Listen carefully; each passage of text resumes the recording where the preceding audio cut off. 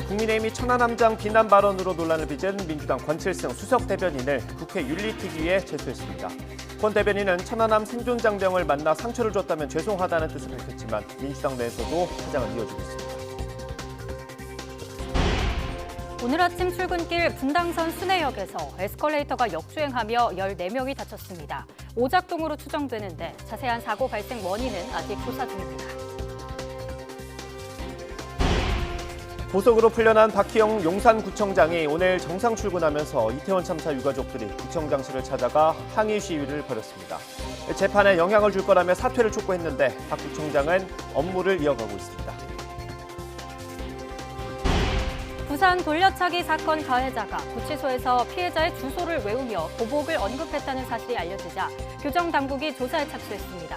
법무부는 재판이 확정되면 가해자도 피해자의 연고지와 먼 교정시설로 이송할 방침입니다. 뉴스앤이슈 2부 이어갑니다. 오늘 아침 출근 시간대 경기도 성남시 분당선 순회역에서 에스컬레이터가 갑자기 역주행하면서 모두 10명 넘게 다쳤습니다. 아직 오작동 원인이 파악되지 않은 가운데 해당 에스컬레이터는 지난달과 지난해 실시된 안전점검에서 모두 이상 없음 판정을 받았던 거로 드러났습니다. 취재기자 연결해 알아봅니다. 윤상훈 기자. 네, 사회부입니다. 네, 사고 내용 전해주시죠. 네, 영상 보면서 설명해 드리겠습니다. 지금 보시는 장면은 경기 성남시 분당선 순회역 2번 출구의 상행 에스컬레이터입니다. 위로 향하던 에스컬레이터의 방향이 갑자기 바뀝니다. 에스컬레이터에 오르려던 사람이 당황해 발을 구르며 중심을 잡기 위해 애쓰다 밖으로 나옵니다. 그런즉 그 위편에 있던 사람들이 순식간에 중심을 잃고 쓰러집니다. 아래편으로 사람들이 넘어져 쓰러졌지만 아래로 향하는 에스컬레이터 때문에 사람들이 겹겹이 쌓이기 시작합니다. 일부 탑승객들은 아예 에스컬레이터 밖으로 튕겨 나가기도 합니다. 주변에 있던 사람들이 힘을 모아 깔린 사람들을 일으켜 세워주기도 합니다. 갑작스런 역주행 오작동에 평온한 출근길이 그야말로 아수라장이 된 사고입니다. 아무래도 출근 시간대 보니까 피해를 입은 사람도 더 많은 것 같습니다. 네, 오늘 순회역 에스컬레이터 역주행 사고는 아침 8시 20분쯤 발생했습니다. 이 사고로 모두 14명이 부상을 입고 병원으로 옮겨졌습니다. 11명은 경미한 부상을 입고 귀가 조치했지만 3명은 크게 다쳐 치료를 받고 있습니다. 다만 생명에 지장이 있는 사람은 없는 것으로 전해졌습니다. 해당 에스컬레이터는 지난 2009년 설치돼 지난 2020년 6월에는 일회 상황일 때 작동해야 하는 보조 브레이크도 설치된 상황이었습니다.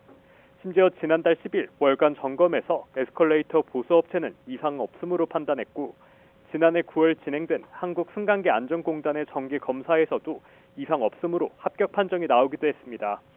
사실상 안전 진단이 제대로 이루어지지 않은 것 아니냐는 지적이 나오는 가운데 코레일 측은 에스컬레이터 오동작 원인은 아직 파악되지 않았다고 밝혔습니다. 지하철 사법경찰대와 한국승강기안전공단은 현장 분석을 진행하면서 사고 원인을 조사하고 있습니다. 지금까지 사회부에서 전해드렸습니다. 이태원 참사 당시 부실 대응한 혐의로 구속 기소됐던 박희영 서울 용산구청장이 보석으로 풀려나 정상 출근하면서 유가족들이 강하게 반발하고 있습니다.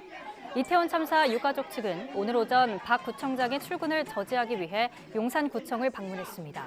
그러나 박 구청장이 아침 7시 20분쯤 출근한 거로 확인되자 유가족 측은 즉각 사퇴를 요구하며 구청장실 방문을 시도했습니다.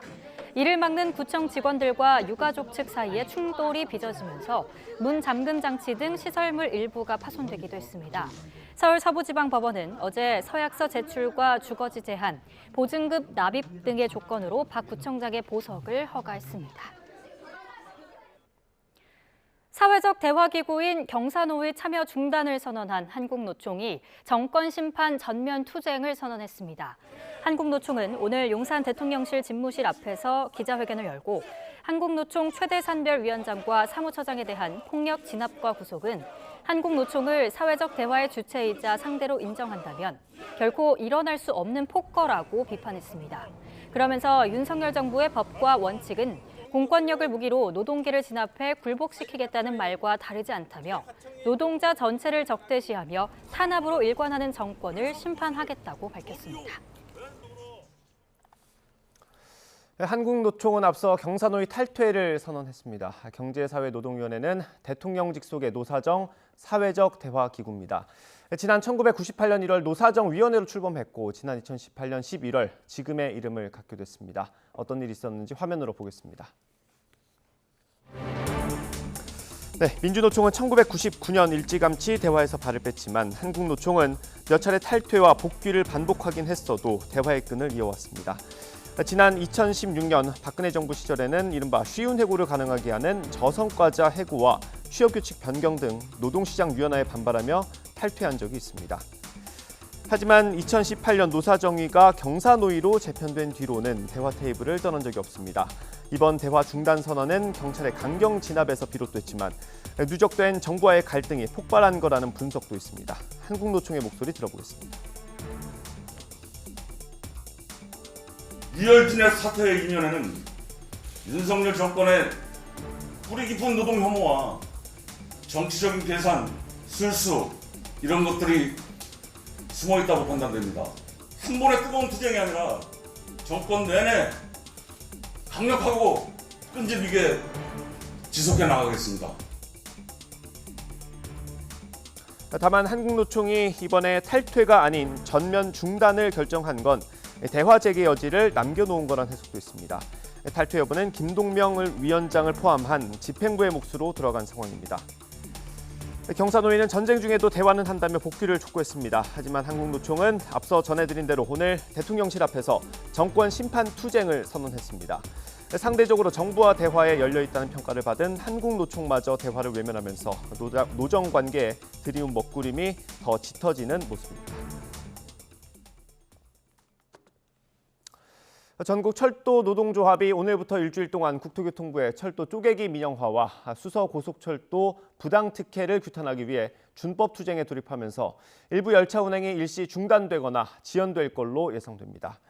오늘 운행을 멈추는 열차는 무궁화호로 경부선 서울에서 부산행 1209번 열차와 부산에서 서울행 1224번 열차, 장항선 용산에서 익산행 1557번과 익산에서 용산행 1554번 열차 모두 4편입니다.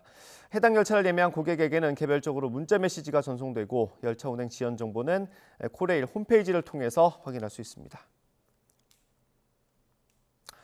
아시아나항공 조종사 노조가 코로나19 동안 동결했던 임금을 10% 인상해달라며 준법 투쟁을 벌이고 있는 가운데 국토교통부가 항공 지연이 발생하지 않도록 위기 대응 조치를 강화했습니다. 국토부는 항공 운송 마비 위기 대응 실무 방침에 따라 기존 위기 경보를 관심에서 주의 단계로 격상하고 비상대책본부 운영을 개시한다고 밝혔습니다.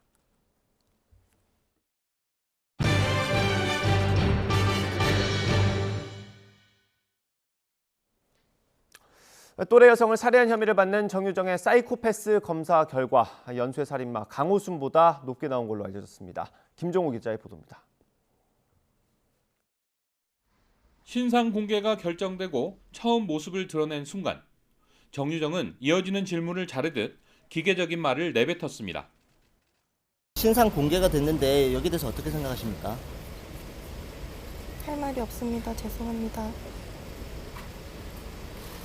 검찰 조사에서 성실히 조사에 임하겠습니다. 전문가는 이 부분에서도 사이코패스의 모습을 읽을 수 있다고 말합니다. 어떻게 보면 다른 중요한 질문에 대해서는 대답하지 않고 내가 하고 싶은 말만 하는 거잖아요. 그것도 분명히 피해자에 대한 공감 능력은 떨어지는 거죠. 현재 정유정 사건은 검찰이 수사 중인데 앞서 경찰 수사 단계에서는 사이코패스 검사가 진행됐습니다. 40점이 만점인 진단에서 정유정 점수는 27점이 나온 연쇄살인범 강호순 이상이 나온 거로 알려졌습니다. 같은 검사에서 20명의 목숨을 뺏은 유영철은 38점, 아동 성범죄로 공분을 산 조두수는 29점, 어금니 아빠 사건 이영학은 25점이 나왔습니다. 일반인은 15점 안팎 점수가 나오는 거로 알려졌습니다. 정유정이 청소년기 비행이나 전과 기록이 없는 점을 고려하면 나온 수치가 상당히 높다는 게 전문가 판단입니다. 경찰은 정유정을 사이코패스로 판단했는지는 확인해 줄 수 없다는 입장입니다. 사이코패스 검사 결과는 조만간 검찰에 전달됩니다. YTN 김종호입니다. 또래 여성을 살해한 정유정의 범행 동기 아직 명확하지 않습니다. 동창들은 정유정을 이렇게 기억합니다. 친구 없이 혼자 다니고 인사도 받지 않는 말 그대로 혼자였는데요. 성인이 된 후에도 수년 동안 비슷한 생활을 한 거로 전해진 만큼 거의 10년 가까이 사회와 단절됐던 거로 보입니다. 은둔형 외톨이, 반사회적 인격장애가 범죄 형태로 표출되는데 영향을 줬을 수 있습니다. 비슷한 얘기를 5년 전에도 들었던 적이 있습니다. 서울 강서구 PC방에서 아르바이트생을 살해했던 김성수입니다. 그냥 평생 이렇게 살아야 되는 것처럼 생각하니까 그냥 죽고 싶은 마음이 들었고, 그러다 보니까 피해자에 대한 그런 두려움, 그런 망설임이나 그런 것들이 사라졌고, 그래서 억울했고 같이 죽이고 죽어야겠다는 생각이 들었던 것 같습니다. 한 사람이 고립되고 은둔하게 되는 원인은 다양하겠지만 사회 구조적인 문제도 그 중에 하나로 꼽힙니다. 그럼 우리 사회 다른 청년들은 어떨까요? 2021년 기준 고립 은둔하는 청년은 50만 명이 넘었습니다. 다른 사람과의 의미 있는 사회적 관계, 그리고 어려운 일이 있을 때 도움받을 수 있는 지지체계가 결핍된 청년을 의미하는데요. 전체 청년 인구를 봤을 때 100명당 5명 정도 수준입니다. 코로나19가 영향을 준 거로 보입니다. 2019년 3.1%였는데요. 불과 3년 만에 20만 명 이상 증가했습니다. 이제 특정인이 아닌 우리 삶 전체에 불거지는 문제인 겁니다. 물론 은둔형 외톨이가 잠재적 범죄자라는 걸 의미하는 건 아닙니다. 그러나 우리가 관심을 갖고 들여다봐야 하는 부분인 건 분명해 보이죠. 은둔형 외톨이가 그럼 다 살인범이 되느냐? 절대 그렇지 않습니다. 그것보다는 오히려 본인 자신에게 훨씬 위험한 행위를 많이 하는 편이고요. 그렇기 때문에 지금 은둔형 외톨이가 뭐 범죄의 원인이었다 이렇게 얘기하기는 어려우나, 그러나 100명이라면 한두 명 정도가 자신에게 발생한 이 어떻게 보면 사회적인 관계의 단절, 이것을 결국은 문제 행동으로 폭발적으로 어느 순간에 외연화하는 사람들이 정말 희귀하지만 존재하기 때문에 정부 차원의 지원이 시작됩니다. 고립 은둔 청년들을 위한 첫 전국 실태 조사를 벌일 예정인데 내년 상반기 결과를 발표하겠다고 말했습니다. 고립 은둔 청년은 코로나 이후 새롭게 발견된 복지 수요이자 신취약 계층입니다. 갇혀있는 청년들을 사회로 끌어주기 위한 대책 조속히 마련될 수 있길 바랍니다. 경찰이 전국적으로 전세 사기 특별 단속을 벌여서 2천여 명을 검거했습니다. 경찰은 국토부 의뢰로 수사를 벌여 만 300여 채를 보유하고 무자본 갭 투자를 벌인 조직 10곳과 허위 전세 계약서로 전세자금 대출금 788억 원에 가로챈 조직 21곳 등 모두 31개 조직을 적발했습니다. 이 가운데 6개 조직에는 범죄단체 집단 조직죄를 적용했습니다. 경찰은 또 불법 중개 행위에 가담한 공인중개사 등 486명도 검거했습니다. 대검찰청과 경찰청, 국토교통부는 범정부 전세 사기 특별 단속 중간 결과를 발표했습니다. 전세 사기로 의심되는 거래 피해액 2,445억 원 가운데는 서울 강서구가 833억 원으로 가장 많았고 경기도 화성, 인천 부평 순이었습니다. 피해 임차인 558명 가운데는 20대에서 30대 청년층이 61.3%로 절반 이상을 차지했습니다. 오늘 결혼하는 게 가장 저렴하다. 요즘 결혼을 앞둔 예비 부부들 사이에 유행하는 말이라고 합니다. 예식장 비용은 물론 스튜디오, 드레스, 메이크업, 이른바 스드메 비용까지 하루가 다르게 오르고 있기 때문입니다. 사실 여기서 지금 더 오를 계획이라 아직 오르기 전 가격이긴 해요. 저희는 지금. 그래서 사실 지금 빨리 계약하시는 게 네, 실제 최근 3년 동안 예식 평균 비용은 점점 늘었습니다. 올해는 재작년보다 200만 원 오른 1,390만 원이 들어가는 거로 나타났는데요. 그런데 예비부부들은 결혼 준비 과정에서 의릴 수밖에 없습니다. 코로나19로 미뤘던 결혼을 하려는 사람들이 늘면서 식장을 잡는 것조차 만만치 않기 때문입니다. 제가 돈을 내면서 이렇게 을이 되는 입장을 처음 겪어보는 것 같아요. 30몇 년 살면서. 네. 우리나라 분쟁 사례도 늘어나고 있습니다. 특히 요즘엔 결혼 준비 대행 서비스, 웨딩 컨설팅과 관련한 불만 신고가 잇따르고 있어서 주의가 필요합니다. 지난 1월부터 지난달까지 소비자원에 접수된 웨딩 컨설팅 관련 피해 구제 신청은 361건입니다. 2021년에는 111건이었는데요. 지난해 176건으로 크게 늘었죠. 올해도 4월까지 74건이 접수돼 지난해 같은 기간과 비교했을 때 40% 가까이 늘었습니다. 내용을 봅니다. 계약 관련 불만이 대부분을 차지했는데요. 계약 해제 거부나 과다한 위약금 청구가 가장 많았고 결혼사진 품질 불량 등 계약 불이행 사례도 10%가 넘었습니다. 즐거워야 할 결혼 준비, 악몽이 되지 않기 위해선 어떻게 해야 할까요? 무엇보다 상품 내용과 환불, 위약금 조건 등을 꼼꼼하게 확인을 해야 합니다.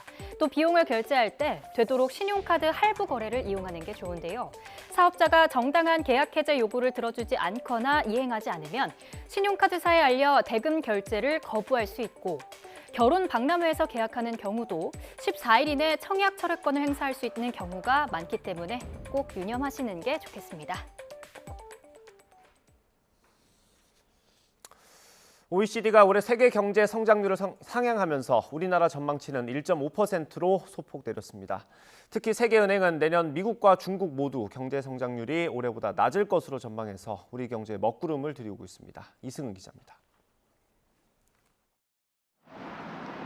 세계은행과 경제협력개발기구 OECD가 잇따라 올해 전 세계 경제 성장률 전망치를 올려잡았습니다. 세계은행은 2.1%로 0.4%포인트, OECD는 2.7%로 0.1%포인트 상향했습니다. OECD는 하지만 올해 우리나라 경제 성장률은 1.5%로 0.1%포인트 하향 조정했습니다. 고금리와 주택시장 부진이 소비와 투자에 부담을 주고 있고 대중국 반도체 수출 감소가 큰 타격이라는 겁니다. OECD는 내년 하반기에나 물가 상승률이 목표치인 2%에 이를 것으로 전망하며 그때까지 한국은행 기준금리가 현 수준을 유지할 것으로 예상했습니다. 내수 서비스 소비가 살아나는 것이 중국 경제를 견인할 것으로 보이기 때문에 중국 경제가 살아나도 한국의 대중 수출이 올해 당장 늘어날 것으로 보이지는 않고요. 2차 전지라든지 자동차 부품을 갖다가 자급화하는데 디스플레이 같은 걸 자급화하는데 성공을 했습니다. OECD는 내년 우리 경제 성장률 전망치도 2.1%로 석 달 전보다 0.2%포인트 낮춰 회복세가 느릴 것으로 예상했습니다. 세계은행은 내년 세계 경제 성장률을 2.4%로 기존 전망치보다 0.3%포인트 낮췄는데 특히 중국과 미국의 경우 올해보다 성장률이 대폭 낮을 것으로 전망했습니다. 미국의 경우 금리 인상 효과가 시차를 두고 실물 경제에 영향을 미치고 중국의 경우 공급망이 미국 동맹 위주로 재편되고 있는 상황이 반영됐습니다. By the end of 2024, 30% of emerging market developing economies will have per capita income still lower than what they had prior to the pandemic in 2019.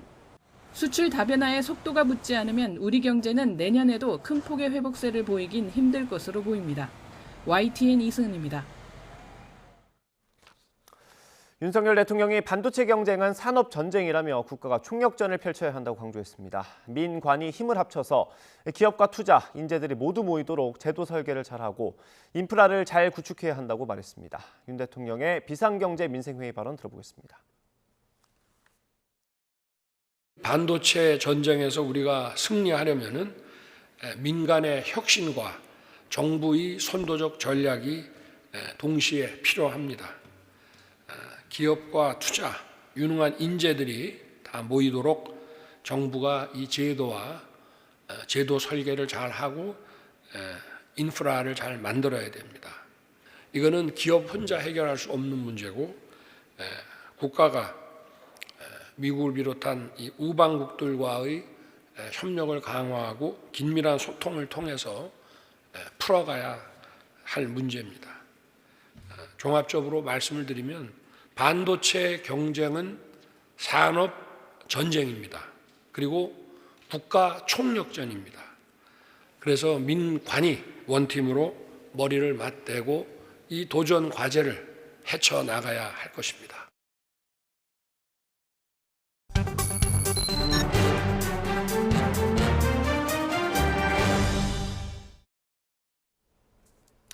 이른바 부산 돌려차기 사건 가해자가 구치소에서 피해자의 주소를 언급하며 출소하면 보복하겠다는 취지로 말한 사실이 알려졌습니다. 교정당국이 조사에 착수했습니다. 어떤 절차를 거치게 될지 좀 더 알아보겠습니다. 민고은 변호사 스튜디오에 나와 계십니다. 어서 오세요. 어서 오십시오. 네, 안녕하세요. 안녕하십니까. 민고은 변호사입니다. 예.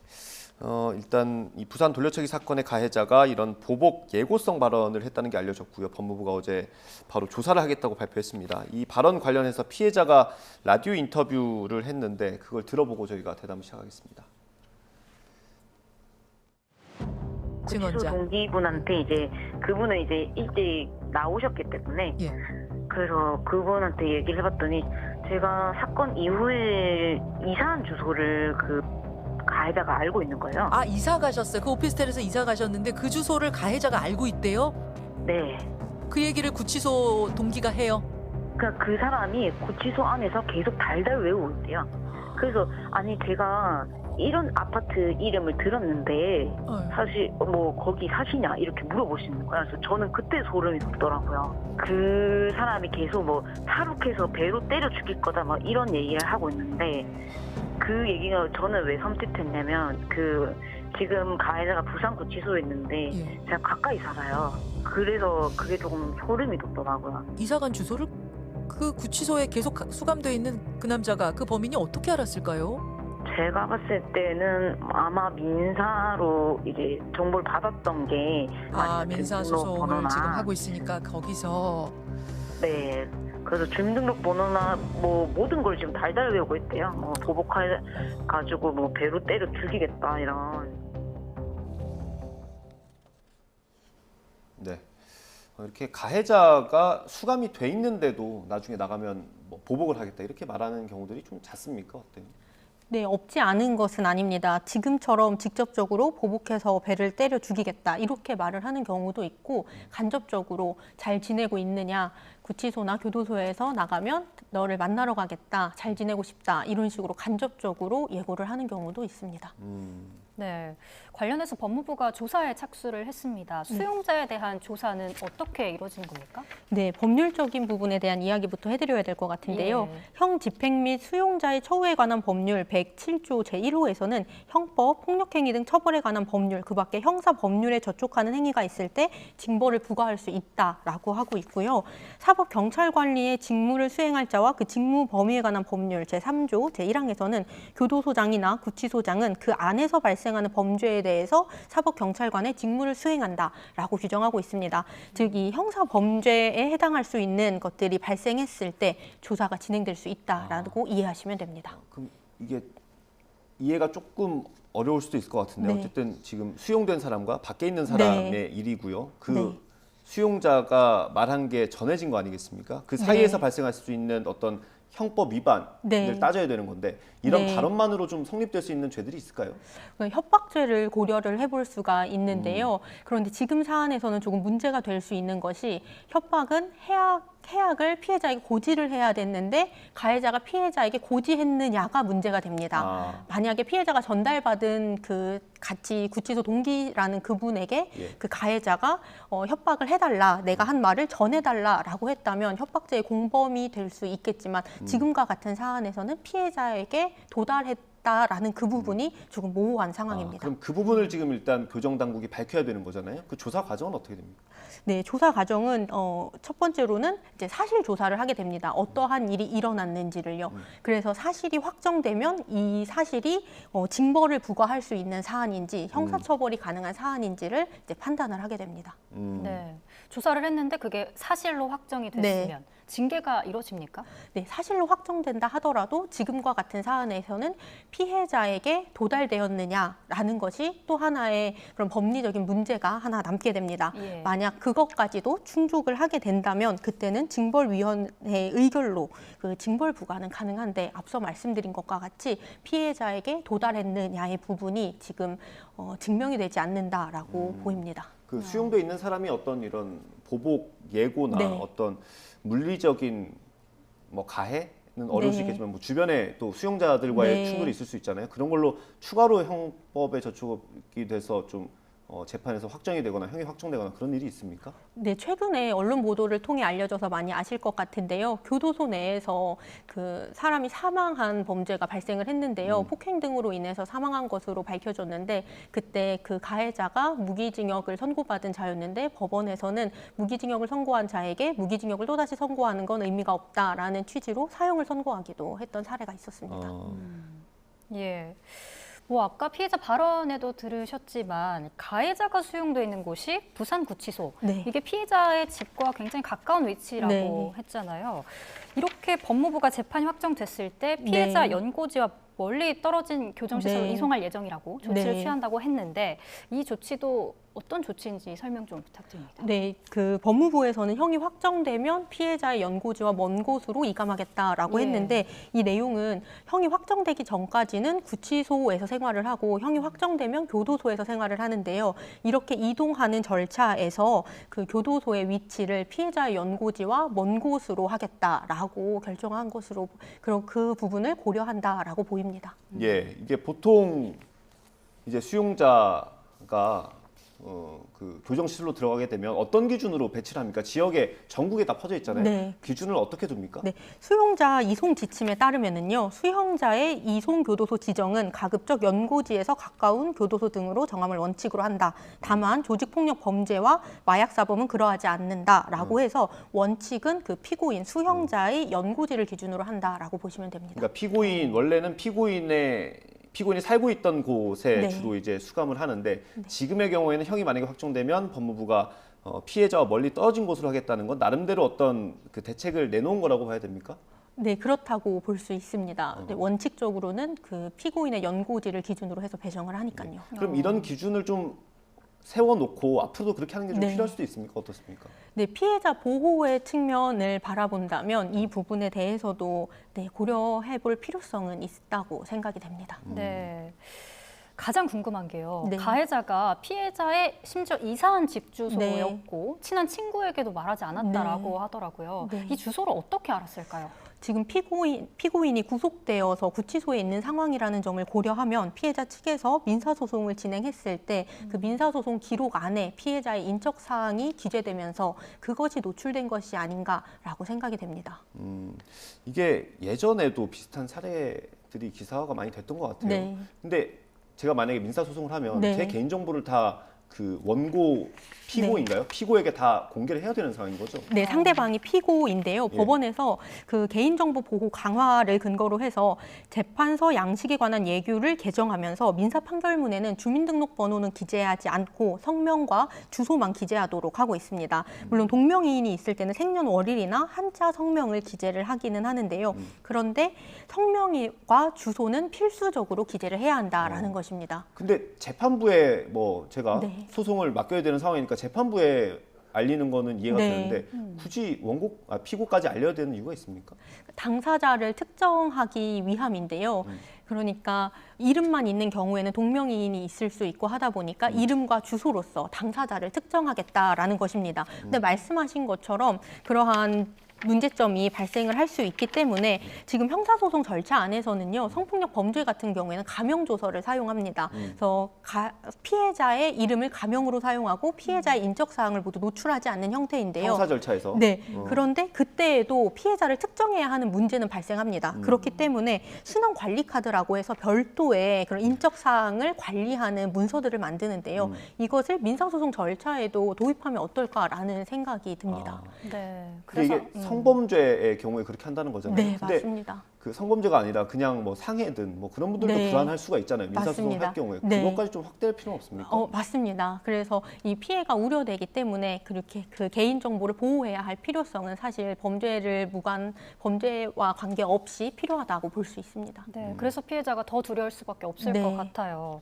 이렇게 가해자가 피해자 집 주소를 확보해서 네. 실제로 그런 일이 벌어진 사례가 있나요? 보복하는 사례가? 최근에 언론 보도를 통해서 많이 알고 계실 텐데요. 그 사기 사건에서 그 형사소송 절차에서 배상을 받을 수 있는 배상명령 제도라는 것이 있는데요. 그 배상명령 제도를 신청을 하면서 이 사기 피해자분의 주소가 노출이 된 거예요. 그래서 교도소에서 보복을 예고하는 편지를 받는 사례도 최근에 있었습니다. 혹시나 이런 지금 이 사건 피해자처럼 이런 압박, 협박을 받았다면 좀 어떤 조치를 할 수 있습니까? 피해자 입장에서. 네, 수사기관에 피해자 보호 조치를 요청하시는 것이 가장 좋은 방법이라고 생각이 되는데요. 이러한 보호 조치는 수사기관이 직권으로도 할 수 있지만 피해자의 신청을 통해서도 이루어집니다. 그렇기 때문에 이러한 피해자 보호 조치를 적극적으로 요청하는 것, 그리고 형이 확정되면 형 집행 상황 통지를 받겠다라고 검찰에 신청을 할 수 있거든요. 그럼 가해자의 출소에 대한 정보들을 받아볼 수 있기 때문에 이러한 신청 또한 하시는 것이 좋습니다. 가해자가 출소하면 어떤 정보를 줍니까? 그 가해자가 사는 곳 이 정도까지 받을 수 있습니까? 그런 것은 아니고 문자 메시지와 같은 그런 수단을 이용을 해서 며칠 뒤에 출소할 예정이다라는 정보를 받아볼 수 있습니다. 지금 현 제도에서는 이런 협박을 받는다고 해도 그냥 경찰에 알리고 수사기관에 알리고 내가 불안하면 내가 이사를 가야 되는 방법밖에 없는 겁니까, 그러면? 사실 현실적으로는 그렇습니다. 그래서 민사소송 자체를 포기하시는 분들도 있고 민사소송을 제기한 후에 개명을 하거나 이사를 가는 경우도 상당히 많습니다. 그렇군요. 알겠습니다. 어떤 방향이든 좀 대책은 필요할 것 같습니다. 이번에 돌려차기 사건을 통해서 이 사실이 다시 한번 알려졌고요. 또 보완 대책이 더 필요할 것으로 보입니다. 오늘 말씀 여기까지 듣겠습니다. 고맙습니다. 감사합니다. 네, 감사합니다.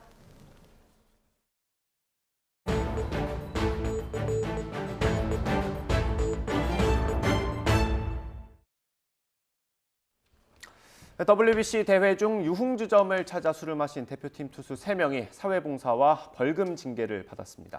솜방망이 징계라는 논란도 나오고 있는데요. 취재기자 연결해 알아보겠습니다. 이지은 기자. 네, 스포츠부입니다. 네, 일단 어떤 징계가 나왔는지 정리부터 해주시죠. 네, 세 선수 모두 출장 정지는 피했습니다. 징계 수위는 차이가 있는데요. 먼저 두 차례 유흥주점을 간 SSG 김광현은 사회봉사 80시간과 벌금 500만 원 징계를 받게 됐습니다. 한 차례 유흥주점을 간 NC 이용찬과 두산 정철호는 이보다 낮은 사회봉사 40시간과 벌금 300만 원이 결정됐습니다. 어제 직접 상벌위원회를 찾아 입장을 밝힌 세 선수. 모두 고개를 숙이면서 결과에 따르겠다는 입장을 밝혔는데요. 직접 들어보시죠. 이는 사실대로 거짓없이 다 잘 얘기했고요. 오늘 상벌위 결과를 잘 수용하겠습니다. 결과를 잘 기다려서 결과에 잘 수용하도록 하겠습니다. 정말 진심으로 죄송합니다.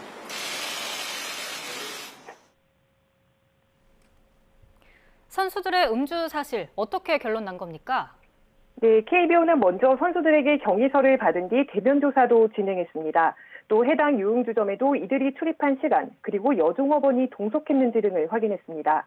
세 선수는 자신들이 도쿄에서 쓴 신용카드 사용 내역도 제출했습니다. 조사 결과 김광현은 오사카에서 도쿄로 이동한 3월 7일, 그리고 일본전이 끝난 11일에 주점을 방문한 것으로 드러났습니다.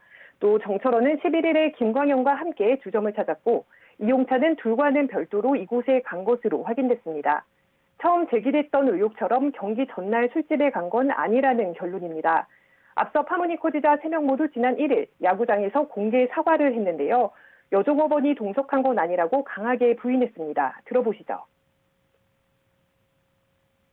베테랑으로서 생각이 너무 짧았고 제가 컨트롤 할 수 없었다는 거에 대해서 정말 후회를 많이 하고 있고요. 대기 기간 중에 술을 먹은 건 정말 잘못이고 반성하고 있지만 결코 여자가 근처에 있지 않았고 이유를 불문하고 국제대회 기간 중 음주를 한 점에 대해 깊이 반성하고 있습니다. 네, 그런데 이게 출장 징계를 면했다는 점에서 좀 솜방망이 처벌 아니냐 이런 지적도 있는 것 같은데 이 징계가 나오게 된 배경은 어떻습니까? 네, 국가대표로서 품위를 손상한 건 맞지만 출장 정지를 내릴 정도까지는 아니다. 이것이 바로 KBO 상벌위원회의 판단입니다. 현재 KBO 규약을 보면 국제대회 기간 음주 행위로 처벌할 수 있는 명확한 근거는 없습니다. 때문에 KBO는 앞으로 이런 일을 막기 위해 운영 규정을 더 세분화해서 구체적인 기준을 마련하기로 했습니다. 솜방망이 처벌이라는 지적이 나오지만 동시에 불법 행위를 저지른 건 아닌데 출장 정지는 과하다는 반대 시각도 있습니다. KBO는 국가대표로 차출돼 저지른 잘못으로 출장 정지 징계를 내릴 경우 선수들의 소속팀에 피해가 간다는 점도 고려한 것으로 보입니다. 현재 SSG와 두산, NC는 일단 3명을 1군 엔트리에서 제외한 상태여서 당분간 이 선수들을 마운드에서 볼 수는 없습니다. 네, 처벌 수위와는 별도로 진심으로 대표팀을 응원한 팬들에게 큰 실망감을 안겼다는 점에서 파장이 클 거로 보입니다. 네, 그렇습니다. 징계 결과가 나오면서 사건이 마무리되는 분위기지만 충격은 쉽사리 가시지 않을 것으로 보입니다. 특히 그동안 국제대회에서 맹활약을 펼치고 팬서비스로 인기를 한몸에 받았던 자완 에이스 김광현에 대한 실망이 컸는데요. 김광현 선수는 전지훈련 때만 해도 후배들을 이끌어줄 든든한 선배의 모습을 보여줬지만 결국 불명예를 안게 됐습니다. 지난 2월 전지훈련 때 발언 들어보시죠. 그 전보다는 제가 좀 더 앞장서서 후배들을 알려줘야 되고 그리고 적응하는 데 있어서 도움을 좀 줘야 된다고 생각을 합니다. 해주고 싶은 말은 최대한 높은 곳까지 올라가고 기왕이면 좋은 경험을 하고 갔으면 좋겠고요. 결국 3회 연속 1라운드 탈락이라는 수모에 이어 음주 파문까지 벌어지면서 2023 WBC는 야구 팬들에게 최악의 대회로 기억되게 됐습니다. 하지만 슬픈 파문과 무관하게도 이번 시즌 프로야구는 여전히 흥행가도를 달리고 있는데요. 최고 인기 스포츠답게 팬들을 실망시키는 악재는 더 이상 없어야 할 것으로 보입니다. 지금까지 스포츠부에서 YTN 이지은입니다. 20살이야 월드컵 4강에 오른 김은중호가 내일 새벽 유럽의 강호 이탈리아와 준결승전을 치릅니다. 두 팀 모두 수비가 강한 만큼 세트피스에서 승부가 갈릴 거라는 전망도 나옵니다. 김동민 기자입니다. 피파 주간 월드컵에서 사상 처음으로 2대회 연속 결승 진출을 노리는 김은중호가 이탈리아와 대망의 준결승전을 치릅니다. 이탈리아는 이번 대회 우승 후보 브라질과 잉글랜드를 꺾었습니다. 이탈리아는 5경기에서 11골을 넣고 6골을 실점했습니다. 8득점 5실점의 김은중호와 실점은 비슷하지만 공격력에서는 더 앞서 있습니다. 첼시 입단의 레딩으로 임대된 장신 미드필더 카사데이는 팀 득점의 절반 이상인 6골을 넣으며 우리 대표팀의 경계 대상 1호가 됐습니다. 김은중호는 지금까지 공격을 앞세운 팀을 상대로 더 잘 싸웠습니다. 수비를 단단하게 한 뒤 역습을 노리는 전략이 먹힌 것입니다. 그런데 높이와 힘이 강점인 이탈리아도 우리와 비슷하게 경기를 운영하기 때문에 쉽지 않은 경기가 될 전망입니다. 두 팀 모두 안정적으로 경기를 운영한다면 관건은 세트피스.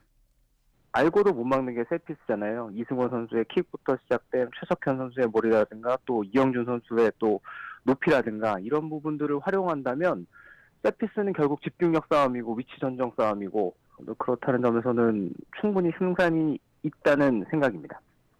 해외 주요 베팅 사이트들은 이탈리아 승리의 1.7배, 우리나라 승리의 4.7배 정도의 배당률을 책정하며 이탈리아의 우세를 예상하고 있습니다. 사상 첫 우승에 도전하는 대한민국과 이탈리아. 2002 한일 월드컵 16강에 이어 또 하나의 잊혀지지 않을 명승부가 될 것인지 주목됩니다. YTN 김동민입니다. 경기에 있는 고등학교에서 교사와 학생 수백 명이 교장 복직에 반대하는 집단 서명에 나섰습니다. 교사와 학생들은 폭행과 학교폭력 분리 조치를 하지 않았던 교장이 돌아오면 안 된다고 주장하고 있습니다. 우종은 기자입니다. 경기도 고등학교 교사와 재학생 230여 명의 집단 서명부입니다. 지난해 직위 해제됐다 최근 복직된 교장이 돌아오면 안 된다며 전체 40%에 이르는 교사와 학생들이 집단 서명에 나선 겁니다. 사건이 발생한 건 지난 2021년 12월. 수업 기자재를 두고 언쟁을 벌이던 한 여교사의 손목을 잡고 교장이 복도까지 수십 미터 끌고 갔고 여교사는 폭행과 강제추행으로 교육청 등에 신고했습니다.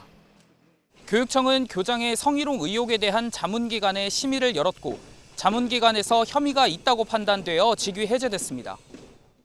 경찰 수사를 거쳐 검찰까지 넘어갔지만 결국 폭행은 약식 기소, 강제추행은 증거 불충분으로 불기소 처분됐습니다. 결국 지난달 9개월 만에 학교로 다시 돌아온 교장은 교직원들을 상대로 자신의 결백함을 주장하고 나섰습니다.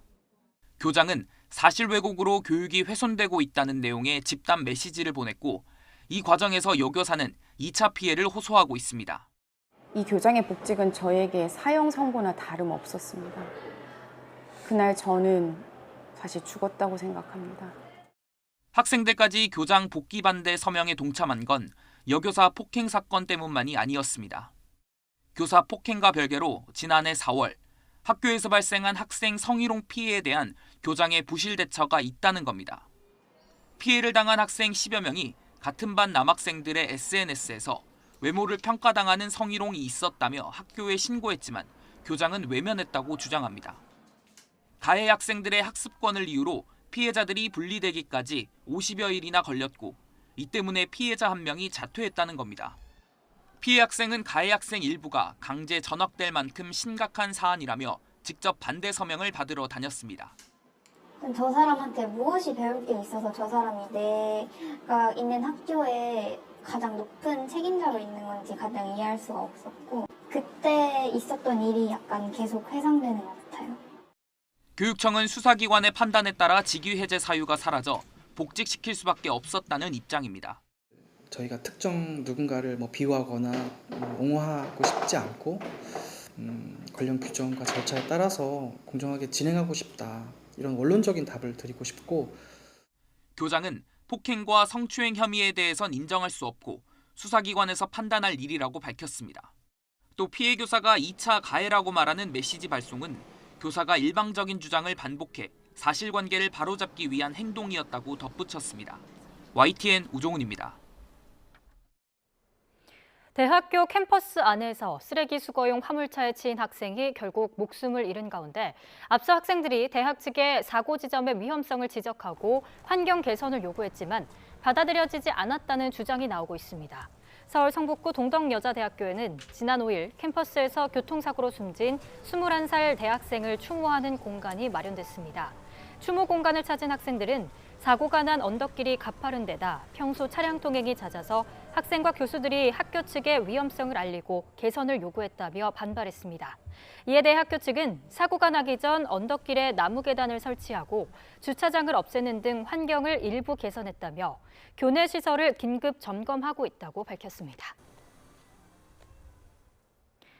최근 3주 사이 어패류를 잡던 3명이 갯벌에 고립돼 숨진 인천 앞바다에서 또다시 고립 사망 사고가 발생했습니다. 인천해양경찰서는 오늘 새벽 3시 20분쯤 인천 옹진군 영흥도 인근 갯벌에 고립돼 구조를 요청하는 60대 여성 A씨의 신고를 접수했습니다.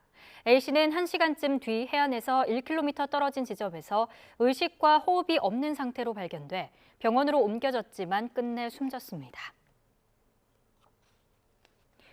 충북의 주요 수건 사업 가운데 하나가 중부 내륙발전 지원 특별법 제정입니다. 과거 개발 정책에서 소외됐던 중부 내륙 지역의 권리를 회복하는 내용이 담겨 있는데요. 이르면 이달 중순부터 국회에서 특별법 심사가 본격화될 거로 보여서 결과가 주목됩니다. 이성우 기자입니다. 중부 내륙 지원 특별법 조속히 통과시켜라! 정치권과 충북 지역 시민단체 등이 한자리에 모였습니다. 충북 최대 수건사업인 중부내륙발전특별법 제정을 촉구하기 위해서입니다. 중부내륙특별법은 지난 40여 년간 충북을 비롯해 중부내륙 지역이 댐 건설과 국립공원 지정 등으로 각종 규제와 불이익 등을 받아온 것을 보상하자는 취지, 특히 중부내륙을 지원해 국가균형 발전을 실현하자는 목적에서 지난해 말 법안이 발의됐습니다. 우리는 할 수 있다. 우리 충북도민은 할 수 있다. 하지만 이 법안은 해당 상임위원회인 행정안전위원회 법안심사소위원회에 상정됐으나 심의가 이뤄지지 않고 있는 상황.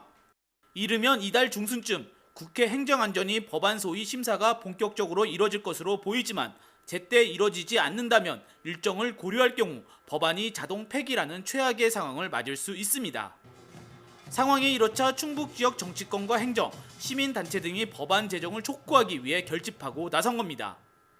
정부가 계획을 세워서 점진적으로 또 이런 지역에 대한 지원을 할 수 있는 근거를 마련하는, 또 규제를 완화할 수 있는 방안을 마련하는 그런 기본적인 법이기 때문에 충북 최대 현안 사업인 중부내륙특별법.